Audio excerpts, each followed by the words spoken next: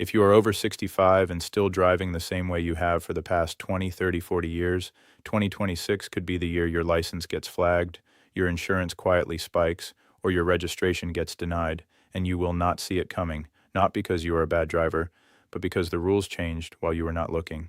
I am George from Dream Visa Updates, and in this video, I am going to tell you exactly what changed, what it costs if you miss it, and what you need to do right now to protect yourself.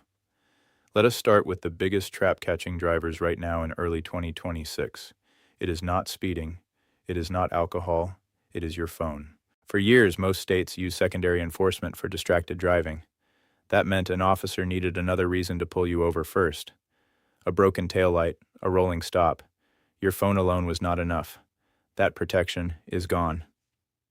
As of 2026, more than a dozen additional states have moved to primary enforcement. If an officer sees a phone in your hand, that is all they need. Full stop. And the definition of distracted driving has expanded. Checking directions at a red light, scrolling your playlist while traffic is paused, tapping your screen to dismiss a notification while your foot is on the brake. All of that now qualifies as a violation in multiple states. The law does not care that you are not moving. If you are in the driver's seat, you are operating the vehicle. Here is what it costs. First offense fines are landing between $200 and $500 before court fees. But the real damage comes later when your insurance renews. One distracted driving citation can raise your premium 15 to 30%. That increase stays on your record for 3 to 5 years. If you're paying $1,500 a year for insurance, that one glance at your phone could cost you over $1,000 total. And for seniors already paying higher age-based rates, it compounds even harder. The fix is simple and cheap. A phone mount for your dash costs less than a tank of gas. Use voice controls. Set your navigation before you move, and most importantly, change the habit. At a red light, hands on the wheel, phone untouched. That one mindset shift eliminates the most common citation being issued right now. Now let us talk about the enforcement change that does not involve a single police officer. Automated speed cameras are no longer limited to a few intersections. In 2026, AI-powered speed monitoring systems are rolling out across construction zones and school zones nationwide. Michigan already has them active on major highways. These cameras are paired with radar and timing software. They record your speed, your plate, your vehicle. If workers are present and you exceed the limit by even a small margin, a citation gets mailed to your house. No warning, no officer, no conversation. What makes this dangerous is that the cameras only activate when workers are present, but a single worker standing behind a barrier is enough to turn the system on, and these zones shift locations week to week. Memory does not protect you. In some states, the first offense is a warning, the second is around $150, and the third jumps to $300 or more. Some states are already sharing this data directly with insurance companies, so even if you never lose a license point, your rates still go up. The rule is simple. If the sign says 45, you drive 45. Not 48, not keeping pace with traffic, exactly 45. School zone cameras are spreading just as fast. Ohio, Pennsylvania, Florida, and others. These cameras activate 30 minutes before school starts and stay on until 30 minutes after dismissal. Speed limits inside those windows drop to 15 or 20 miles per hour in some areas. Exceed that limit by 10 miles per hour and the ticket comes in the mail days later. Fines start around $50 and go up to $250. More importantly, multiple camera citations flag you with insurers even faster than traditional stops because there is no warning conversation. There is just a record. Use Google Maps or Waze. Both mark known camera zones in school areas. When you get that alert, check your speed and assume the zone is active, even if you see no children. Now the change that hits hardest for social drivers. The legal BAC limit is being lowered. For decades, the number was 0.08. Stay under it, you were legally sober. In 2026, several states are pushing towards 0.05, modeled after Utah, where fatal crashes involving alcohol dropped significantly after making the switch. Washington, New York, and Hawaii are among the states actively advancing this change. Some jurisdictions are already enforcing it. Here is what 0.05 actually looks like in real life. 1 beer with dinner, 1 glass of wine at a restaurant, 2 drinks over a couple of hours at a family gathering. That is it. That can be enough to put you over the new legal limit depending on your body weight, your age, and your medications. And alcohol hits older drivers differently. Metabolism slows, medications interact. The estimates you have relied on for years, the weight charts, the drink counting, those are not reliable anymore. The penalties are not softer just because the limit is lower. license suspension, ignition interlock devices, even for first offenses, fines from $500 to $2,000, mandatory alcohol education programs, and insurance rates that spike for years. A DUI at this level can also trigger additional scrutiny during your senior license renewal and affect any role you hold that requires driving. The only rule that works in 2026 is this: if you are drinking at all, do not drive. Arrange a ride before the first drink. The cost of a rideshare home is always less than the cost of a DUI. Next, something that affects EV drivers specifically, but signals a shift that will eventually affect everyone. Electric vehicles no longer get a free pass on road funding. Gas taxes have funded U.S. roads for nearly a century. EV drivers were not paying them.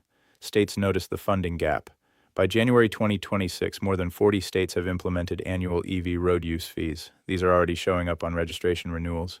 Most fall between $100 and $200 per year. Some states tie the fee to the vehicle's purchase price. Others are programming automatic annual increases. In New Jersey and Pennsylvania, fees are already climbing. Newer or higher-end EVs can face fees approaching $250 or more per year. And there is a second layer coming for everyone. Several states are piloting mileage-based road usage charges. Instead of taxing fuel, they tax distance. The more you drive, the more you pay. Some versions use self-reported mileage, others use onboard telematics. These programs are still limited, but the direction is clear. Read your registration renewal carefully. Every line. Fees that did not exist last year may now be mandatory. Now the change that can hit without any traffic stop at all. Several states have expanded the definition of reckless driving, and the consequences now include on-the-spot vehicle seizure, spinning tires, aggressive acceleration from a stop, drifting in a parking lot, being present near street gathering scenes. All of these can now justify immediate impoundment under updated reckless driving classifications. The officer does not need to prove racing. They only need to determine that the behavior was intentional and unsafe. If your car gets seized, it can be held for up to 30 days. Towing fees plus storage fees of $50 to $100 per day can total $1,500 to $3,000 before you even address the citation. Insurance consequences follow. Repeat offenses escalate to felony charges in some states. If you find yourself near any situation that looks questionable, leave. Immediately. Do not stop. Do not watch. Do not film. Once your plate is associated with the scene, the burden of clearing it falls entirely on you. Now let us talk about what is changing for senior drivers specifically during license renewal. Several states have raised the age at which mandatory road tests begin, which sounds like a win, and in some ways it is. But at the same time, the documentation requirements and in-person verification rules are getting stricter. In California and Florida, drivers over a certain age can no longer renew online or by mail. They must appear in person at the DMV for vision checks, physical assessment, and identity verification. Here's the problem: in-person DMV appointments are limited and scheduling delays are common. If your license expires because you missed a required in-person appointment, it does not pause. It expires fully, and reinstating it can require starting completely from scratch, written tests, road tests, full documentation. For seniors who depend on driving for independence, medical appointments, groceries, and family responsibilities, this is not a minor inconvenience. The fix is simple. The moment your renewal notice arrives, read every line. If it says in-person appearance required, treat it as urgent. Book the appointment immediately. Do not assume it is optional. Do not wait until the final month. And if you have aging parents or grandparents who drive, have this conversation with them now. Help them understand the new process. Help them schedule the appointment. Because once the license lapses under these new rules, fixing it is far more complicated than it used to be. One more change that most people think they already know, but do not. Move-over laws have existed for years. Pull to the left, slow down when you see emergency lights on the shoulder. In 2026, those laws have been expanded significantly. The requirement now applies to any vehicle stopped on the shoulder with hazard lights on.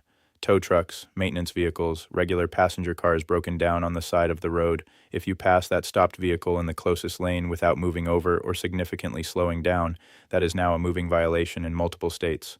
Fines have doubled or quadrupled in some jurisdictions. Hundreds to over $1,000 with points on your record. The moment you see hazard lights ahead, check your mirrors and plan the lane change early. Signal clearly. If moving over is not safe, reduce speed significantly until you have passed. That is the law. And it is a law that is now being enforced. Finally, for parents and grandparents with young drivers in the family, graduated driver licensing is being restructured nationwide. Many states are removing the second road test, which sounds easier, but that requirement is being replaced by a 12-month zero-tolerance probation period. One ticket, one at-fault accident, one documented violation. Any of those can freeze the young driver's progress or send them backward in the system, requiring an extended restriction period or restarting from a learner's permit. Nighttime curfews are moving earlier in several states, from 11 to 9 for newly licensed drivers. Passenger restrictions are tightening. Many states now prohibit any passengers under 21 except immediate family members during the first 6 to 12 months. Learner permit periods are expanding from 6 months to 9 or 12 months in some states. Required supervised driving hours are increasing. Young drivers need more guidance for longer. The system is no longer designed to push teens toward independence quickly. It is designed to test consistency, patience, and judgment over a full year. Here's what you do right now. Go to your state's DMV website today. Look for 2026 updates. Do not rely on what you remember. If you drive across state lines, check the rules for phone use, speed enforcement, and alcohol limits in those states. Review your license renewal notice line by line. If it says in-person required, schedule that appointment today. Keep your phone out of your hands. Treat construction zones and school zones as absolute. And move over early for any flashing lights on the shoulder. A few minutes of awareness can save you thousands of dollars and protect your independence on the road. Share this with someone who drives, especially a senior or a new driver in your family. I am George from Dream Visa Updates. Stay aware, drive safe, and I will see you in the next one.